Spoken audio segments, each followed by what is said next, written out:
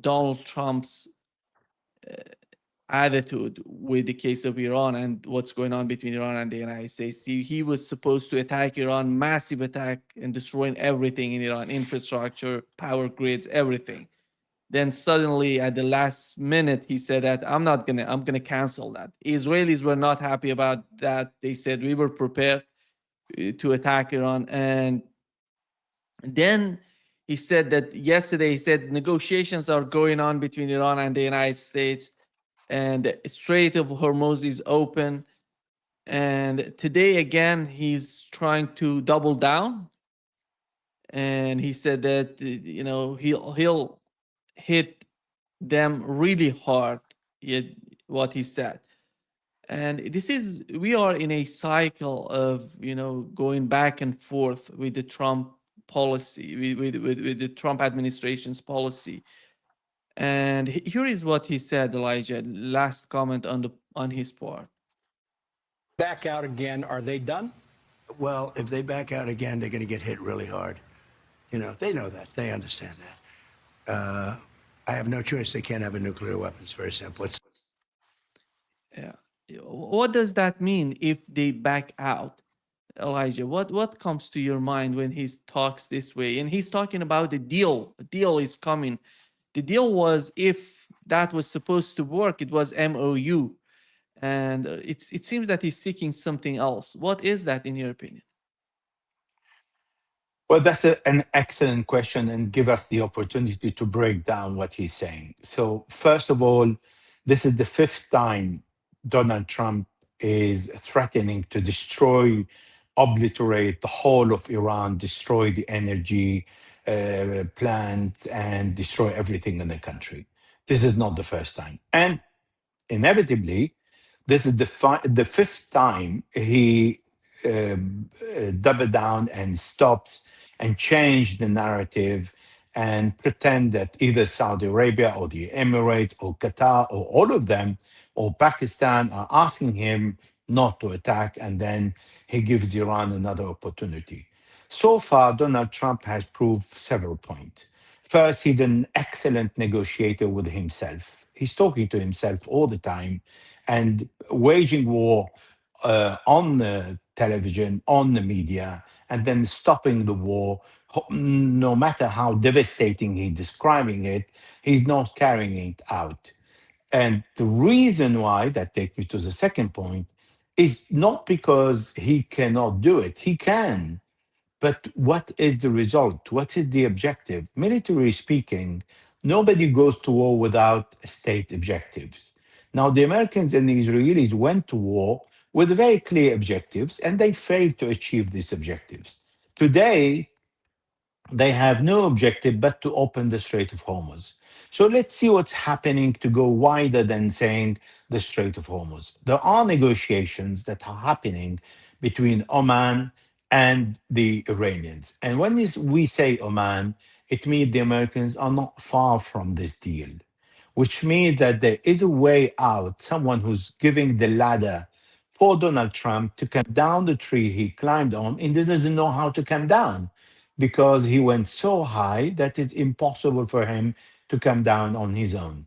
So now it is turned to Oman. But let's look at what is the deal and how he's coming down and where we are at.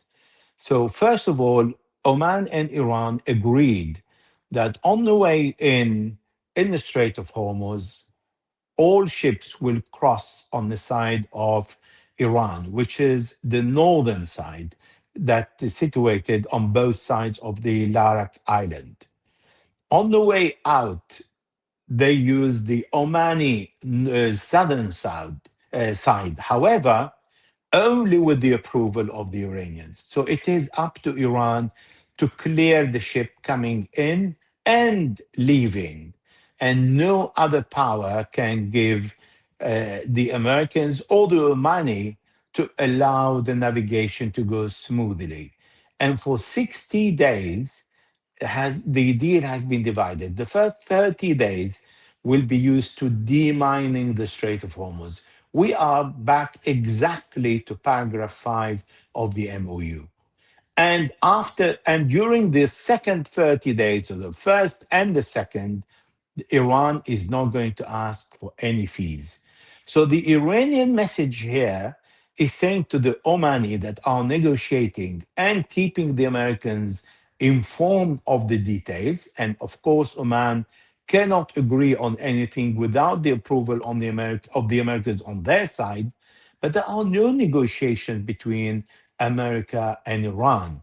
There are exchange of messages between Steve Witkoff and Abbas Araghchi that started before the war, continued during the war, and proceed after the war until today. The exchange of messages is not a negotiation. It's an exchange of messages to keep a back channel active because that happened in every country, even countries at war. So what's happening now is we are back to the paragraph 5. It means we are back to the MOU. So the Americans will lift the sanctions on the Iranian oil, will move away their ship, will move away from the blockade, and Iran will be able to export its oil. And this is the condition of Iran. Nobody in the Middle East will export oil without selling the Iranian oil as well. And then the lifting of sanctions from the Americans for 60 days is exactly as stated in the MOU, where the Americans, it is in their advantage to lift the sanctions and allow Iran to sell the oil so the price of oil will go down. So we see a way of the Iranian to force the Americans to go back to the negotiation tables, to swallow their words about the MOU is no longer holding and it has been destroyed, removed, shredded. All that is not correct. They are back to the MOU. Why I'm saying that is because for 60 days, the Iranians will be able to sell their oil and the navigation in the Strait of Hormuz, as stated in the paragraph 5, will be applicable, where Iran is the one who conduct the orchestra, if we only want to say, the in and out, and also the what is new is that the southern crossing navigation part of Oman will also be used in not only the Larak Island and the Iranian, but only when these ships coordinate with Iran. That is important for Iran because it's sending another message out saying, I am the one in control, and to the Americans, if you do not continue what you have signed in the MOU in Versailles when Donald Trump was meeting with the G7 leaders, that the disturbance in the Strait of Hormuz is back. Now, some people would say the Strait of Hormuz is the only Iranian card. Dead wrong, because we're not talking yet about the nuclear program.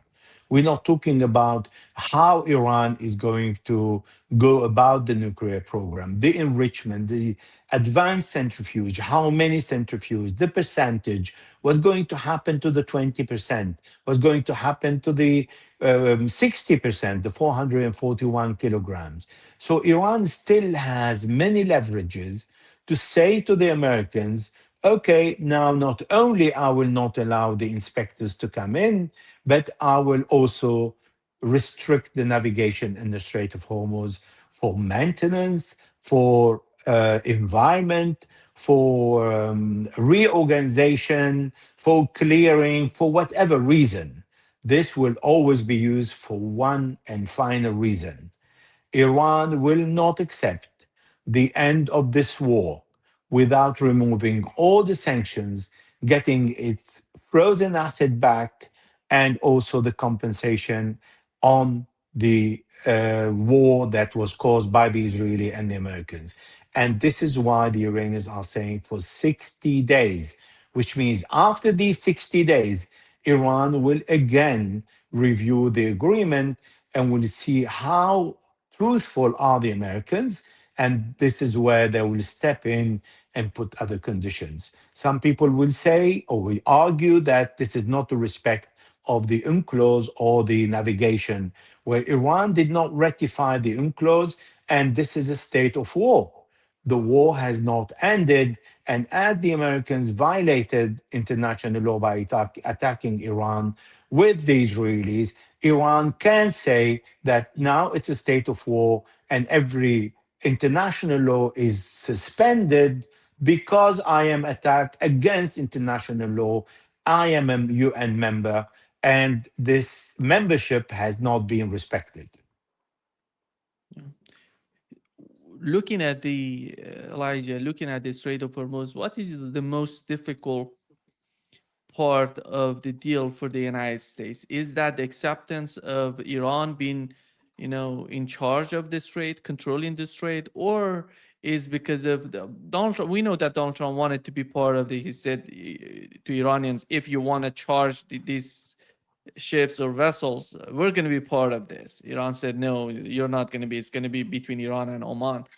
And what is that in the mind of Donald Trump? We know that those people, the establishment in the United States, is mostly concerned about the strategic, sort of winning of Iran in the Strait of Hormuz. But in the mind of Donald Trump, is that strategic? Is part of the money that they're making out of the Strait of Hormuz and the new mechanism? What is that? A combination of both? No, I think the United States president is someone who is very impulsive and would say anything that comes to his mind with very little knowledge of the geopolitics. And that was confirmed by his attack on Iran from day one, when he did not actually realize that Iran is going to close the Strait of Hormuz.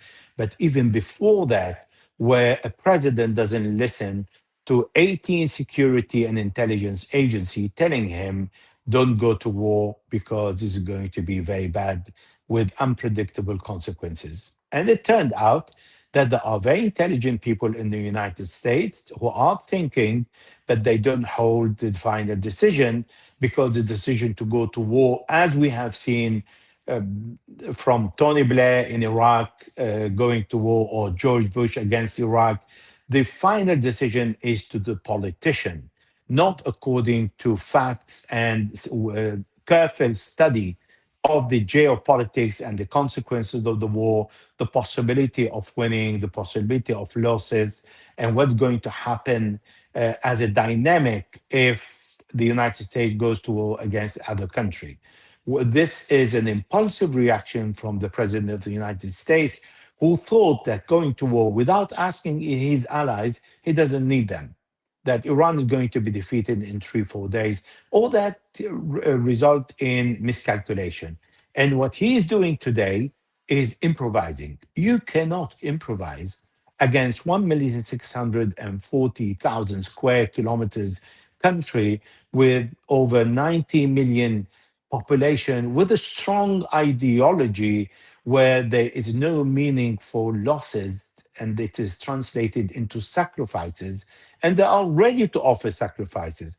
And these are not empty words, because Iran showed us that for 47 years, following thousands of maximum pressure and sanctions, did not submit to the US. So it's not going to do that today. So these people have endured the maximum attack, destruction, and they were living under very difficult circumstances, but they kept their dignity because dignity mattered to them. This is what is Donald Trump is failing to understand, that he's not going to break these people. And because these people have been living into, they had an empire and they lived a grand history. And they're not going to come and say, okay, we can destroy everything historical in your country. We destroy the nuclear program. What about the knowledge? What about the civilization that this country had gone through? So all that was not taken into consideration. And Donald Trump went to war because Benjamin Netanyahu, who turned out to be completely ignorant about Lebanon and Iran, but also Gaza, because he was faced with the 7th of October that, let us pretend that he didn't know about. So this is not someone who is expert in what's happening in the region. Therefore, assassinating scientist in Iran doesn't remove the scientific knowledge that the Iranians have acquired. On the contrary, the Iranian learn to count on themselves. So what Donald Trump is facing today, he doesn't have a way out. He doesn't have a strategy to stop the war and come out winner. And what the most important point that he is taking out with him is that Iran did not lose, and Iran imposed its conditions on the Strait of Hormuz. That is something the Americans cannot digest. Not only Donald Trump, but the whole elite, previous and current decision makers, cannot accept that the decline of the US empire will begin at the hand of the Iranians. It is so hard for the Americans to acknowledge that and to accept it, because if the deal between Oman and Iran has been agreed, it means the Americans approve the Iranian total control of the Strait of Hormuz. It means for all the Gulf countries bordering Iran and a bit far from Iran, it means that Iran is a country where they need to have at least not an enemy, not as a friend, because the Saudis will never be the Iranian friends, but at least not an enemy, because they can't defeat it. The day they manage to defeat Iran, they will destroy Iran. But because the Americans and the Israeli, two most powerful armies, try to do so, so they have to deal with Iran. This is what Donald Trump is finding very difficult to stomach. Elijah, what is the sentiment on the part of Saudi Arabia toward Iran? Why do they not want to see Iran as their friend in a long run? I'm not talking about in the short run. And what is the basic problem between the two? Well, the basic problem goes to 1,400 years ago, where it between the caliphate and the four that started from with the four caliphate and continued throughout the war. The Islamic period, and it until it has consolidated by Sheikh Ibn Taymiyyah, and then Sheikh Muhammad bin Abdul Wahhab, who was a student of Ibn Taymiyyah, who hated the Shia, tried to exterminate them during the Ottoman Empire, went to Jabal Amil to kill most of the Shia, but he never managed. And this is why I remember Sheikh Zawahiri sending a message to during the war in the American invasion of Iraq, to Abu Mus'ab al-Zarqawi, the head of Al-Qaeda in Iraq at that time, saying, did anyone manage to exterminate the Shia throughout the Islamic history? Which means that Sheikh the vice of Osama bin Laden, who later took over Sheikh Zawahiri, was telling Abu Mus'ab al-Zarqawi, the head of Al-Qaeda in Iraq, don't attack the Shia, go and attack the Americans. Well, that hate that exists in the heart of the religion, in the heart of the sect, of the understanding of how the Sunni look at the Shia, this is what the Saudis hold on to. This is why they intervened in Lebanon against the Shia of Lebanon, and they tried during Saad Hariri to turn him against Hezbollah and the Shia of Lebanon, where he tried to attack them, and the Hezbollah turned the table. And this is why they intervened in the election of the current Prime Minister, Nawaf Salam, and they tried to corner Hezbollah even further, but they're not succeeding. However, because you're not dealing with a country that thinks strategically on the long term, this is why they keep their anger prevailing over the strategy. Nevertheless, with Iran, we have seen how they have behaved. They accepted to go to Iraq to deal with the Iranian and have a deal that did not really hold. It doesn't mean that there is love in between us, but there is no war situation between them, particularly when Saddam Hussein, the Sunni leader, was removed and replaced by the majority Shia in Iraq that represents 65% of the country. And the power in Iraq was given to the Shia more than to the Sunni. And that increased the hate of Saudi Arabia that supported Al Qaeda, supported the insurgency, supported the people of Al Anbar against the ruling of the Shia and wanted to change that. And this is why we heard Joe Biden, when he was a vice president during the time of Barack Obama as a president, talking about Shiistan, Kurdistan, and Sunnistan that Saudi Arabia supported but never worked. So all this and the support of the Iranians to all the oppressed people around the world, and when I say around the world, because they supported South Africa against the apartheid regime, they supported Venezuela when it was not in the hand of the Israelis like today and the American. They supported the Sunni of Hamas, and they supported the Bosniak in Bosnia and Herzegovina in 1993 during the war against the Serbs. They supported the Kurds, who are atheist and Sunni in Kurdistan, Iraq, against ISIS when ISIS attacked Erbil. They supported the Babylon Christian in north of Iraq when they were attacked by ISIS. They supported the Christian and the Alawite, who are not 12ers Shia in Syria, against ISIS and the jihadists. So that is something that the Saudis, who sat on the throne of the Middle East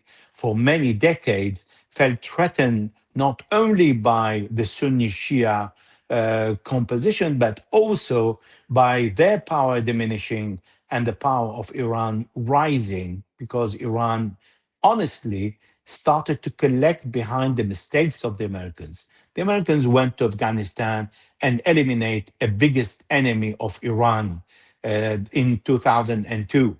The Iran and Afghanistan were casi at war when the Afghani killed, I remember 5 or 8 Iranian diplomats, can't remember now. And this is where the tension arises, and Iran was casi at war with Afghanistan. And then they removed Saddam Hussein, one of the biggest enemy of Iran, but not to render a favor to Iran, but because they wanted to be close, because Iran was coming next, according to the 4-star General Wesley Clark, who said the Americans were going to occupy 7 countries in 5 years.